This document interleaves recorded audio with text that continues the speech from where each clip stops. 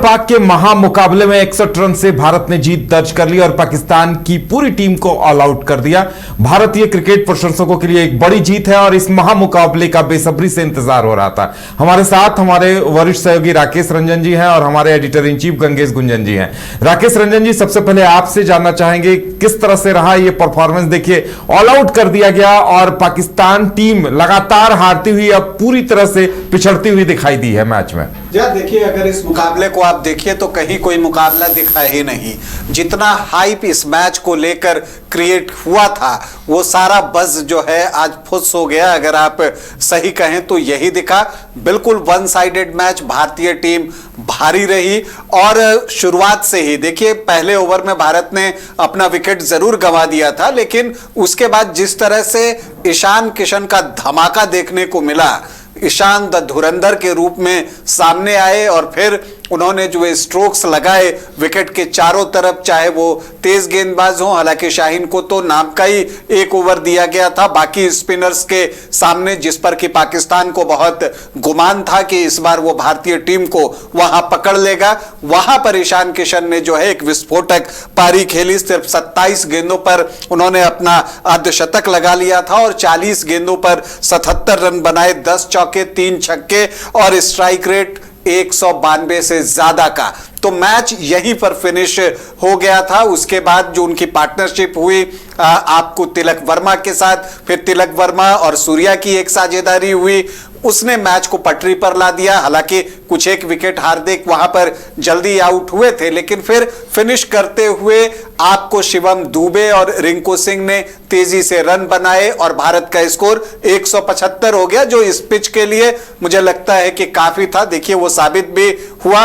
और फिर जब इसको चेज करने के लिए पाकिस्तानी टीम आई तो पहले ही ओवर में जो उनके सबसे आक्रामक बल्लेबाज है साहिबजादा फरहान, उनका विकेट जो है वो निकल गया और वहां से पाकिस्तानी टीम पूरी तरह बैकफुट पर चली गई। पावर प्ले में ही उसके 38 रनों पर 4 विकेट गिर गए और मैच वहीं फिनिश हो गया। फिर लगातार अंतराल पर विकेट गिरते रहे क्योंकि वो मात्र औपचारिकता जैसी ही दिख रही थी। अंततः 114 रनों पर पाकिस्तान की टीम ढेर हो गई। तो ये मैच की कहानी है संक्षेप में। आगे गंगेश जी कुछ बता लें, फिर जो है इसको हम और आगे लेकर चलेंगे, थोड़ा इंटरेस्टिंग बनाएंगे इस प्रोग्राम को। बिल्कुल गंगेश जी, आपसे जानना चाहेंगे इस पूरे मैच में भारत का प्रदर्शन हरफन मौला रहा और भारत जब बैटिंग करने उतरी थी उसी वक्त से हावी नजर आ रही थी। देखिए, भारत अभी ये सारठ में भी भारतीय टीम बहुत अच्छा सभी जगहों पर खेल रही है और पाकिस्तान के साथ जो उसका मुकाबला है उसमें एक हमेशा साइकोलॉजिकल एज रहता है। हालांकि पाकिस्तान ने आज जिस तरह से शुरुआत की थी, मुझे लगा कि शायद कुछ होमवर्क करके आए हैं स्पिनर से स्टार्ट करना और उनको सफलता भी मिल गई अभिषेक शर्मा के रूप में। लेकिन जहाँ तक बाद के गेंदबाजों के सवाल है तो मुझे लगता है कि उनके पास सिवाय इसके कोई प्लानिंग नहीं थी कि स्पिनर से स्टार्ट करेंगे। टॉस से शुरू करें, अगर टॉस करें तो टॉस जीतने के बाद वो फील्डिंग करने क्यों गए ये समझ से परे है। मुझे लगता है हार वहीं पे ही गई। हाँ, क्योंकि इतने प्रेशर मैच में अगर आप बाद में बल्लेबाजी करेंगे तो अब आपकी बल्लेबाजी, आप ज्यादातर ऑलराउंडर के साथ खेल रहे हैं, एक्सपर्ट जो विशेषज्ञ बल्लेबाज हैं वो आपके पास कम है, तो फिर आप बाद में बल्लेबाजी करने क्यों गए, बहुत सीधा सा सवाल उठता है। तो अगर आप ये नहीं कर पा रहे हैं तो और दूसरा साइको एज आपके ऊपर हमेशा भारत का है, आपको उसको फॉलो करना है। आपके बल्लेबाजी पर एक साथ इतना सारा प्रेशर पड़ेगा और इंडिया को वो क्या समझ रहा था कि 100 के अंदर आउट कर देंगे स्पिनर्स की बदौलत।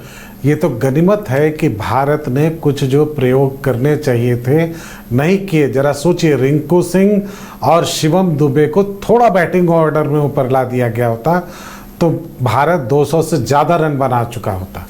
लेकिन भारत अपनी जगह पे स्ट्रेटजी इस पॉइंट ऑफ व्यू से उसका सही रहा कि उसको इतना कुछ करने की जरूरत नहीं थी। उसने पाकिस्तान के लिए अपनी कोई रणनीति अलग से नहीं बनाई या बहुत ज्यादा एक्सपेरिमेंट नहीं किया, जो एक ट्रेंड है वैसे ही चली थी। बिल्कुल, गेंदबाजों ने अपने लाइन लेंथ पे गेंदबाजी की। बल्लेबाजी में ईशान किशन, देखिए कहते हैं कि पूरा पाकिस्तान को अगर हम एक तरफ खड़ा कर दें और ईशान किशन की बल्लेबाजी को एक तरफ कर दें तो ईशान किशन भारी पड़ेगा। रन कितने बने वो उस पॉइंट ऑफ व्यू से नहीं, बल्कि किस तरह से बने उस पॉइंट ऑफ व्यू से। 2020 में रन कितने बने भी इंपॉर्टेंट हैं और किस तरह से बने हैं ये भी बहुत इंपॉर्टेंट है। मुझे यहाँ पर सूर्य कुमार यादव ने प्रेस कॉन्फ्रेंस में मैच के पहले जब बातचीत हो रही थी तो जब उनसे उस्मान तारिक को लेकर सवाल किया गया था कि वो पॉज देके गेंदबाजी करते हैं तो उन्होंने कहा था कि अगर परीक्षा में कोई क्वेश्चन आउट ऑफ सिलेबस आ जाए तो आप छोड़ते थोड़े ही हैं, उस पर भी अटेम्प्ट तो लेते ही हैं। मुझे लगता है कि यहाँ Ishan Kishan out of syllabus Pakistan के लिए हो गए। उन्होंने अभिषेक शर्मा के लिए सारी रणनीति बनाकर रखी थी और ईशान किशन ने धुआं कर दिया बिल्कुल पूरी पाकिस्तानी टीम को। बिल्कुल, और ये मैच देखिए चर्चा में आ गया था क्योंकि पाकिस्तान ने पहले खेलने से इनकार कर दिया था, तो लोगों की खास नजर इस मैच पर और थी कि इसमें इस मैच में क्या होगा। खैर वो तो एक ड्रामा था, ये मैंने पहले भी कहा था, कई कार्यक्रम हमने कर लिए थे।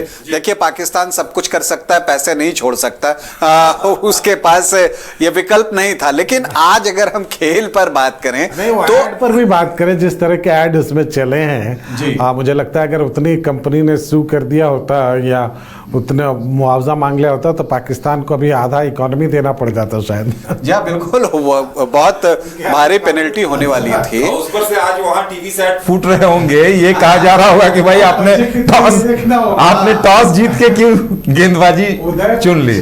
पिछले 10 साल से वो टीवी तोड़ रहे हैं, अब बचा कितना है वहां या ये भी देखना होगा कि आटा खरीद रहे हैं या टीवी तोड़ रहे हैं, क्या करेंगे, उनके पास भी विकल्प थोड़े कम है। और देखिए ये होना था। हम क्रिकेट पर अगर वापस लौटे तो जो भारत और पाकिस्तान की टीमों के बीच फर्क है लेवल में वो बहुत बड़ा है, गैप जो है वो बहुत बड़ा है। और इस जो भारतीय टीम जीती है 61 रनों से, ये गैप उसको दिखाने के लिए काफी नहीं है, ये कहीं ज्यादा बड़ा गैप है जो भारत और पाकिस्तान का। भारत ने देखिए किस तरह से सूर्य कुमार यादव ने रिंकू सिंह से गेंदबाजी करवाने का फैसला लिया। वो एक्चुअली पाकिस्तान को बता रहे थे कि आप किस लेवल के टीम हम समझते हैं, लेकिन क्योंकि अगर आप देखिए अगर बुमराह वहां आ जाते तो एक गेंद में खेल खत्म था, एक यॉर्कर मारते। और उदय आपको बताऊं कि Bumrah premier fast bowler Bharat के, उनसे सिर्फ 2 ओवर करवाए हैं।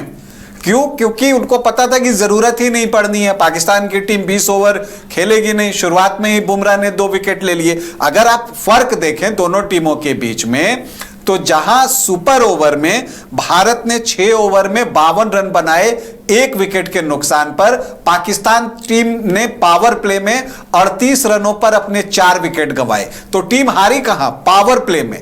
और भारत ने ट्रेडिशनल क्रिकेट दिखाई। भारत ने जब पारी की शुरुआत की तो दोनों तेज गेंदबाजों के साथ ही की, क्योंकि देखिए जो एक चीज थी जिस पर मैं सुन रहा था सुनील गावस्कर को, उन्होंने पहले भी कहा था कि चूंकि ये समुद्र के किनारे है तो ठीक है, आपको स्पिनर को तो मदद करता है लेकिन ये पेस बॉलर के लिए भी स्विंग लेकर आता है। और हार्दिक पांड्या ने दिखाया जिस बॉल पर सैम अयूब आउट हुए, वो जो बुमराह की गेंद घूमी अंदर की तरफ स्विंग करके ऊपर से डेडली यॉर्कर था, वो बताता है। तो वहां पर पाकिस्तान ने ट्रिक मिस किया। उन्होंने सिर्फ एक शाहिनशाह आफरीदी को खिलाया और उनको इतना नीचे कर दिया मोरली। पहले से ही मैच के पहले से ही चर्चा थी कि शाहिनशाह आफरीदी को बिठा देना चाहिए, बल्कि एक और स्पिनर ले आओ। आपके पास भी तेज गेंदबाज है। मैं आपको बताऊं कि पाकिस्तान ने प्लेइंग 11 में गलती की है। उनके पास मोहम्मद नसीम जैसा खिलाड़ी बाहर में बैठा है। इसके अलावा आप देखिए तो फकर जमा जो कि भारत के खिलाफ अच्छा खेलते हैं, 2016 में चैंपियंस ट्रॉफी में जो भारतीय टीम को शिकस्त मिली थी वो उन्हीं के शतक की वजह से मिली थी। उनको उन्होंने प्लेइंग 11 से बाहर रखा और बाबर आजम को प्लेइंग 11 में डाला। और आप समझिए कि सैम अयूब पारी की शुरुआत कर रहे हैं और फकर जमा बाहर बैठे हुए हैं। देखिए सैम अयूब उभरते हुए खिलाड़ी हैं, ऑलराउंडर हैं, उनकी गेंदबाजी मुझे ज्यादा बेटर लगती है उनकी बल्लेबाजी से। और वहां पर अगर फकर जमा होते तो वो आपको ज्यादा फायदा पहुंचता, क्योंकि उनके साथ उसका एक्सपीरियंस भी था। अब देखिए इसका एक नतीजा आप देख लीजिए कि पाकिस्तान के 7 प्लेयर ऐसे थे, 7 जो 10 का स्कोर पार नहीं कर सके। एक प्लेयर ऐसा है जो 10 ही बना सका, तो सिर्फ 3 बल्लेबाज बचे हैं उसमें जो 10 से जिसमें ज्यादा बना सके। एक 23 है शाहीन अफरीदी का, और जो कि वो भी बेसिकली बिल्कुल मैच खत्म होने के बाद, हाँ मैच खत्म होने के बाद, जबकि इंडिया ने मैच छोड़ दिया था। ने छोड़ दिया था इंडिया ने, चलो रिंकू ठीक है, सिंह कुछ रन गेंदबाजी बना कर रहे थे, हाँ, तिलक वर्मा कर रहे थे। एक एस खान है वो शादाब ने 14 रन बनाए, 14 रन बनाए हैं। 44 रन उस्मान ने बनाए हैं, वो इम्पोर्टेंट है। हाँ, उन्होंने एक अच्छी पारी जरूर खेली है, और आक्रामक पारी भी खेली। विकेट कीपर हैं, उभरते हुए विकेट कीपर हैं, टैलेंटेड भी हैं। लेकिन देखिए, जिस तरह से आप पाकिस्तानी मीडिया को इस मैच से पहले बातचीत करते हुए देखेंगे या देखा होगा आपने, कि वो उनको लग रहा था कि उनके स्पिनर्स तो पूरी भारतीय टीम को ध्वस्त कर देंगे। वो जो रुक रुक कर आएंगे, वो लोग बड़े मजे ले लेके बोलते थे, कहते थे वो जो उस्मान तारिक हैं, वो उनके लिए कहते थे कि वो जो रुक रुक कर आएंगे तो उनको कैसे खेलेंगे।